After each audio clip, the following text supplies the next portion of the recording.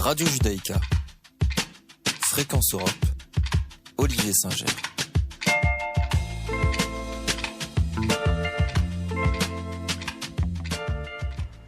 Bonjour à tous, je suis ravi de vous retrouver pour notre émission européenne. Savez-vous que l'Union européenne est la première puissance commerciale au monde, devant la Chine et même les États-Unis? Les échanges de l'Union européenne avec le reste du monde représentent près de 4 000 milliards d'euros. Pour une grande partie, l'Union européenne dispose d'une compétence quasi exclusive en matière de commerce international, ce qui lui permet d'agir d'une seule voix et au nom de 450 millions d'Européens.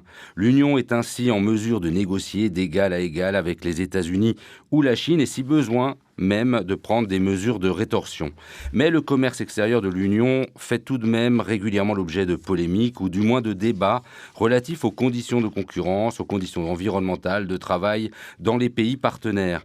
La crise du Covid a aussi révélé aux Européens notre dépendance sur certains produits, notamment les produits sanitaires, mais aussi à l'égard des semi-conducteurs. Depuis, la référence à la souveraineté européenne est de plus en plus présente dans les discours politiques. Mais comment ce concept de souveraineté se traduit-il aujourd'hui dans la politique commerciale européenne? L'Union européenne dispose-t-elle des outils pour lutter contre une concurrence déloyale des États-Unis, par exemple, matérialisée par l'Inflation Reduction Act, ou pour faire face à une politique commerciale agressive de la Chine? Pour mieux comprendre la politique commerciale de l'Union européenne, nous sommes heureux de recevoir la députée européenne Marie-Pierre Védrenne, vice-présidente de la Commission parlementaire du commerce international au Parlement européen. Bonjour Madame Védrenne. Bonjour. Alors, merci de nous consacrer un peu de votre temps, dont on sait qu'il est compté durant les sessions plénières à Strasbourg.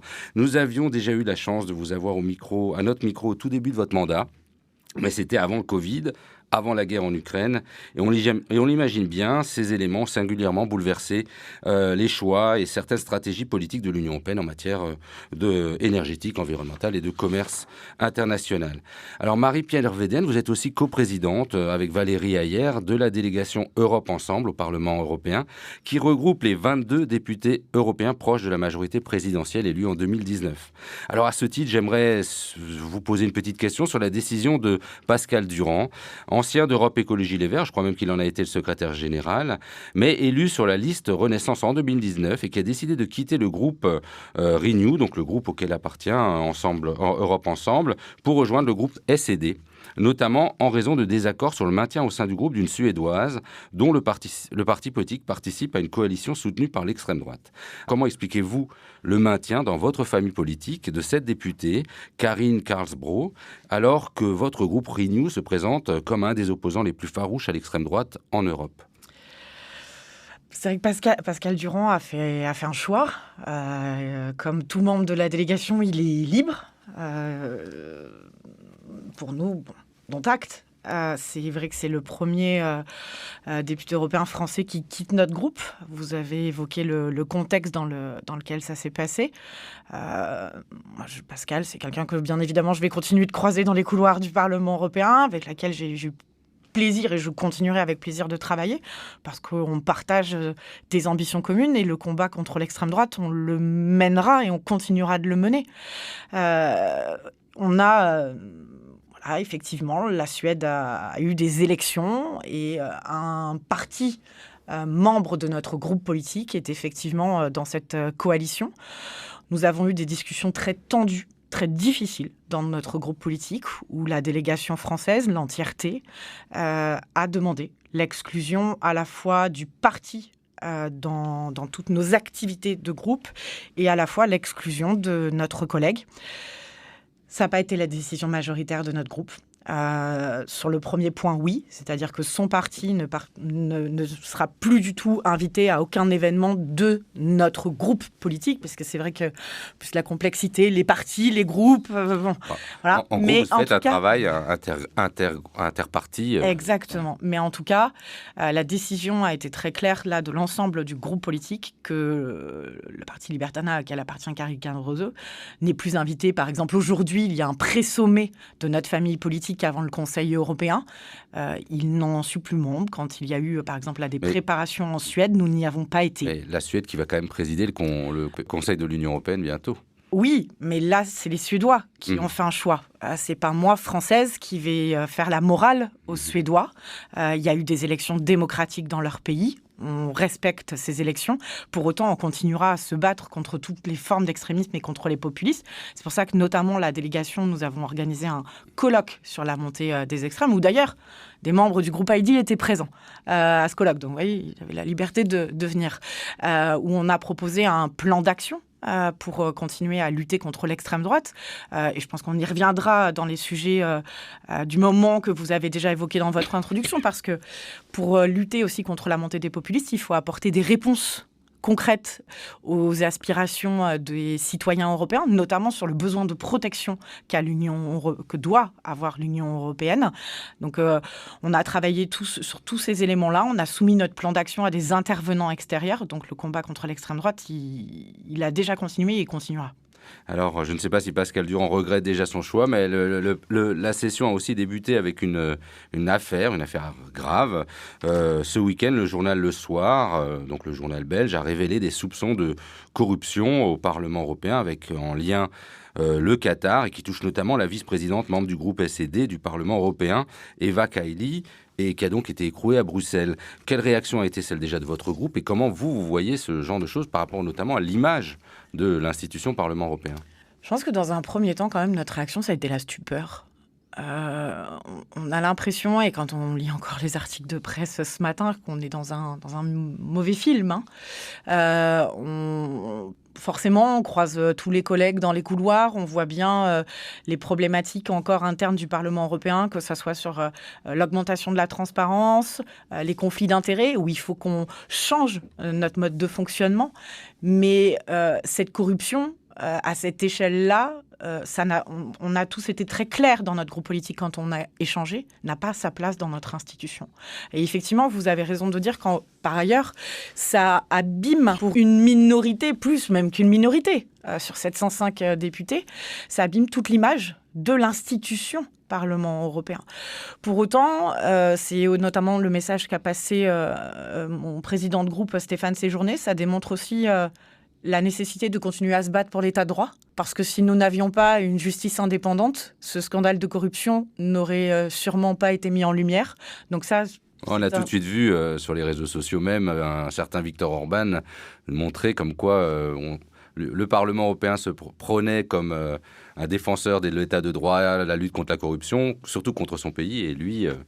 il en a bien profité. Exactement, il a fait notamment sur les réseaux sociaux plusieurs tweets dans ce sens-là pour écorner l'image de l'institution et au final pour justifier sa propre corruption. Donc c'est pour ça que le message de Stéphane Séjourné était extrêmement important sur cet enjeu-là. Mais pour autant, il ne doit pas faire oublier les failles du Parlement européen. C'est pour ça que notamment plusieurs groupes politiques, dont le mien, dès 2019, proposaient l'instauration d'une autre autorité européenne vraiment indépendante pour travailler sur les conflits d'intérêts, parce que effectivement, il y a des failles.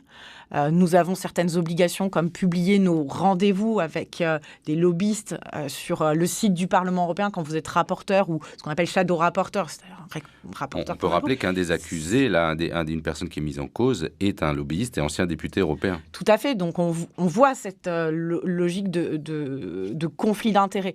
Après, il faut véritablement faire la différence entre l'influence et le travail avec les lobbies, qui est nécessaire mais qui se doit d'être encadré pour éviter justement tout conflit d'intérêts.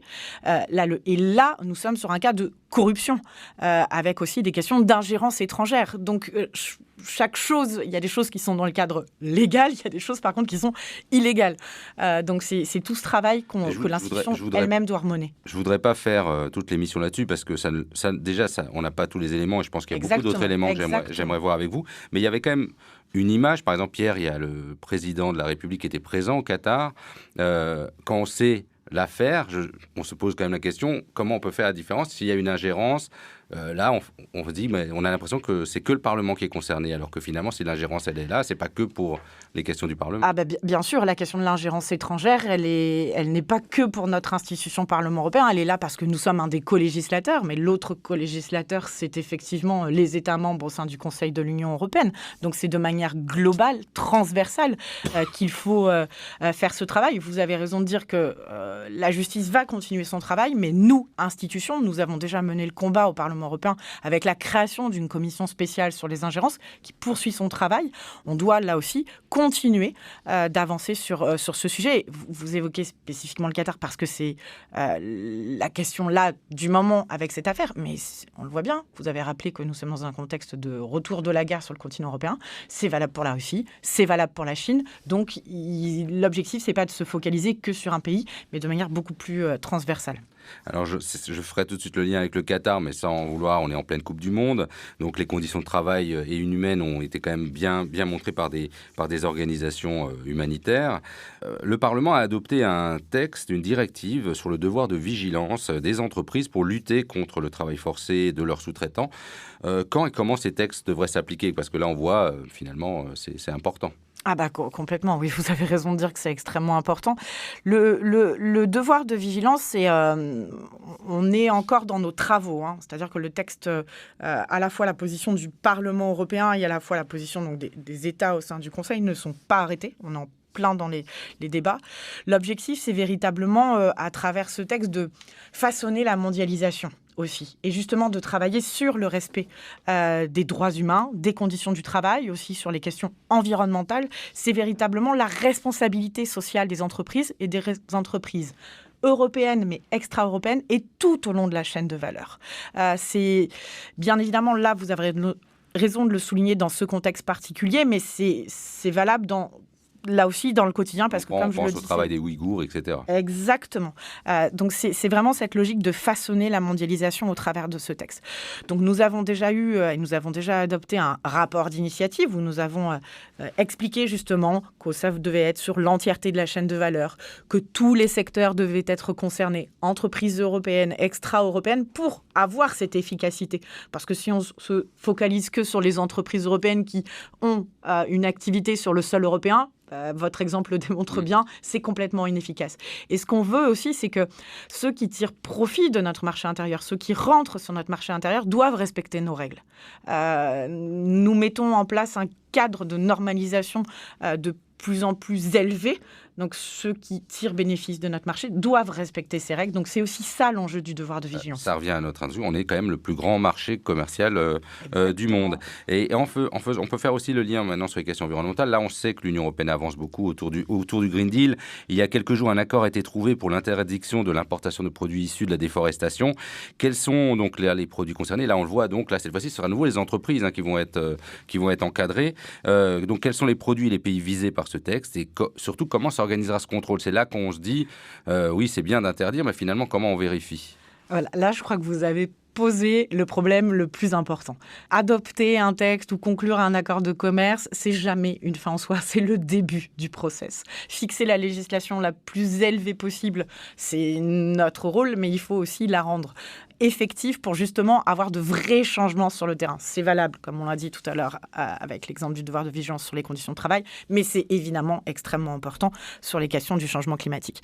Là aussi, avec cet instrument déforestation importée, c'est la même logique. C'est de se dire que quand nous consommons, nous contribuons dans certains pays à augmenter la déforestation. Donc, notre rôle, c'est justement de contrôler de manière la plus efficace possible et en ciblant certains secteurs qui ont le plus d'impact, donc notamment le cacao, le bœuf, pour véritablement, là encore, façonner la mondialisation et avoir des changements tangibles dans les territoires. On pense chez nos partenaires, notamment au Brésil, en Amazonie, où il nous faut changer les comportements. Donc l'objectif, c'est d'avoir là aussi une traçabilité tout au long de la chaîne de valeur, travailler avec les acteurs locaux, travailler avec aussi les autorités françaises et européennes pour contrôler l'accès à notre marché.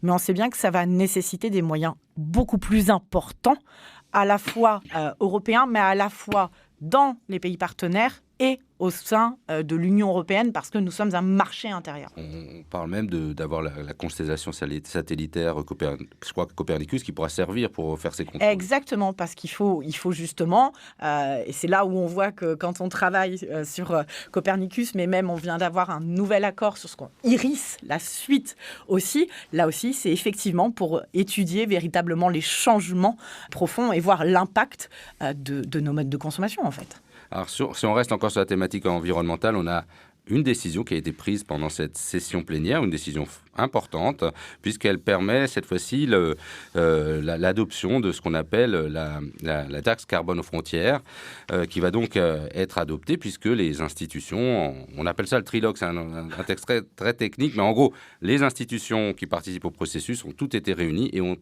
ont trouvé un accord au cours de cette session. Alors, pouvez-vous nous expliquer, c'est une taxe, c'est un prélèvement, c'est quoi la taxe carbone finalement ? Elle va toucher quel produit ? Alors déjà, et effectivement, de redire que c'est là aussi, ce qui nous anime, c'est vraiment la même logique que le travail sur la déforestation importée et sur le devoir de vigilance. C'est-à-dire que nous avons un marché intérieur ouvert, beaucoup plus ouvert d'ailleurs que celui de nos partenaires. Et c'est aussi ce qui crée ce désamour de nos citoyens vis-à-vis de l'Union européenne. Donc nous devons le protéger. Nous devons le protéger de ceux qui en tirent profit, et notamment les plus grands pollueurs. Donc c'est ça le mécanisme carbone. C'est aussi jouer un rôle de leadership donc dans la mondialisation et façonner des changements chez nos partenaires. Et c'est recréer des conditions de concurrence loyales. Parce que nous, on paye des quotas, les entreprises payent des quotas carbone en Europe. Exactement. Sauf que ceux qui rentrent sur notre marché, on le voit bien, c'est pas la même logique, ils sont pas soumis aux mêmes règles, alors que nous adoptons, vous l'avez dit, le Green Deal, le paquet Fit for 55 en bon français. Donc, ce texte du mécanisme carbone, ça fait 20 ans que la France le porte, donc on voit déjà la maturation politique qu'il a fallu pour convaincre nos partenaires, pour travailler aussi sur la compatibilité de ce texte avec les règles internationales, spécifiquement les droits de l'OMC, parce que l'objectif, c'était pas d'avoir derrière des mesures de rétorsion de nos partenaires. Une forme de protectionnisme. Exactement, qui estiment que c'est une forme de protectionnisme, alors que ce n'est pas ça. C'est justement jouer notre rôle de leadership, c'est créer des conditions de concurrence loyale. Et en fait, c'est pas du protectionnisme. Pourquoi ? Parce que c'est pas discriminatoire. C'est-à-dire que ça sera tous les produits, notamment sur les engrais, sur l'acier, sur les produits qui vraiment ont un plus grand impact environnemental. Justement, on cible véritablement les choses, l'engrais, l'aluminium, pour pouvoir changer là aussi les modes de production et les modes de consommation. Donc c'est véritablement pas du protectionnisme parce qu'aucun État partenaire n'est ciblé. Donc c'est ça qui permet aussi la compatibilité avec les règles de droit international. Donc on voit que ça avance sur les questions environnementales, mais on voit aussi que la guerre en Ukraine a ses conséquences, notamment énergétiques. Nous, tous, on le voit bien. En novembre, vous avez fait voter une résolution demandant à la Commission européenne et aux États membres de l'Union de préparer une sortie coordonnée du traité sur la charte de l'énergie. Alors là, je pense qu'on a lâché tous nos auditeurs. C'est quoi cette charte de l'énergie ? On n'imagine pas une charte de l'énergie qu'il faut en sortir pour se protéger. Pourquoi il faut sortir de cette charte ? Effectivement, pour autant, je suis surprise parce que quand je me suis saisie du sujet au Parlement européen, dès l'arrivée de mon mandat, c'est vrai qu'on parlait peu de ce traité sur la charte de l'énergie, qui est un traité international avec d'autres pays partenaires, qui est un vieux traité qui a été adopté justement au moment où le monde était très différent, où il y avait le bloc soviétique. C'était justement pour favoriser les investissements à l'époque et protéger les investissements dans l'énergie fossile. On voit bien, l'objectif maintenant, c'est de sortir des investissements des énergies fossiles pour atteindre nos objectifs de neutralité climatique. Donc, ce traité, il est incohérent par rapport justement au monde tel qu'il est aujourd'hui et à nos objectifs. Donc, cette incompatibilité avec l'accord de Paris, avec la loi climat, quand on veut être crédible, on sort. Et en fait, pourquoi porter une sortie de l'Union européenne ? Parce qu'on en parle beaucoup plus depuis que l'Espagne, la France, l'Allemagne ont annoncé de manière individuelle leur sortie. Vous avez dans ce traité ce qu'on appelle une sunset clause. C'est-à-dire que pendant 20 ans, même si vous en êtes sorti, il vous est applicable. Donc concrètement, ça pourrait être que Gazprom, une entreprise, pourrait attaquer un État signataires de ce traité, donc tous les États de l'Union européenne, pour dire la législation que vous allez prendre, donc une législation qui serait donc ambitieuse pour sortir du fossile, nuit à mes intérêts. Donc c'est aussi le droit des États à réguler par eux-mêmes dont il est question. Et si on sort de manière coordonnée, l'entièreté de l'Union européenne, vous êtes dans un rapport de force qui vous permet négocier la fin de cette sunset clause et qui permet d'éviter aussi tous les contentieux intra-européens. Donc c'est pour ça que c'est capital et je suis fière que le Parlement européen, je peux vous dire, c'était pas gagné dans les négociations. Le PPE voulait une modernisation de ce traité. Nous, on dit non, parce que justement le cap, il est pas le bon. Il faut en sortir. Ça aurait été tout pas de très suite. logique d'avoir le Green Deal et à côté continuer à promouvoir les fossiles. Donc on s'est battu avec ma collègue verte allemande Anna Cavazzini pour y arriver. Je suis très fière de notre résultat et de la confiance de mon groupe politique pour aller dans ce sens-là. Alors on va avancer sur d'autres sujets qui sont que tout le monde entend parler, hein, notamment Emmanuel Macron était parti aux États-Unis pour ça. Avec Trump, on avait connu l'American First, hein, tout le monde s'en souvient, qu'on avait redécouvert les droits de douane. Avec Biden, on a un Chips Act et on a une Inflation Reduction Act. Et cette fois-ci, c'est des subventions qui sont versées et des aides d'État qui peuvent être vues comme une forme de concurrence déloyale. En tant que vice-présidente de la Commission du commerce international, que préconisez-vous, que peut faire l'Union européenne pour lutter contre ce genre d'action d'État souverain? Déjà, l'Union européenne, elle doit continuer le réveil. Vous l'avez dit dans votre introduction, depuis la dernière fois où je suis venue, il y a eu le choc du Covid, il y a la guerre en Ukraine et toutes ses conséquences. L'Union européenne, elle doit véritablement défendre ses ambitions, les valeurs universelles auxquelles elle croit et ses intérêts. Les États-Unis, vous avez dit Donald Trump, America First, les taxes, etc. Mais il ne faut pas oublier que de manière globale, même avec Barack Obama et même avec Biden, les États-Unis resteront dans cette logique de défendre leurs intérêts. Je veux dire, c'est normal, c'est leur rôle. Mais nous devons défendre les nôtres. Donc, je pense qu'il faut le réveil du choc de nos dépendances. Il a eu lieu pendant la pandémie. On a bien vu, on avait des problématiques d'approvisionnement pour les masques. On voit bien toutes les dérives qu'il y a eu de cette mondialisation qu'on disait heureuse. Donc, il faut changer nos chaînes d'approvisionnement. Il faut travailler sur une politique industrielle beaucoup plus forte. Donc, on a avancé, vous parliez du Chip Act, on travaille aussi sur la question de l'approvisionnement sur les matières premières. Donc, il faut aller jusqu'au bout de la logique. Et là, en fait, l'action du président Biden, au travers de cet Inflation Reduction Act, il doit encore plus nous réveiller. Parce que le risque, c'est qu'effectivement, au vu de l'augmentation du prix de l'énergie chez nous, du fait de ces subventions qui seront versées aux États-Unis, c'est que des entreprises européennes quittent notre territoire pour aller s'installer aux États-Unis, qui est un gros marché.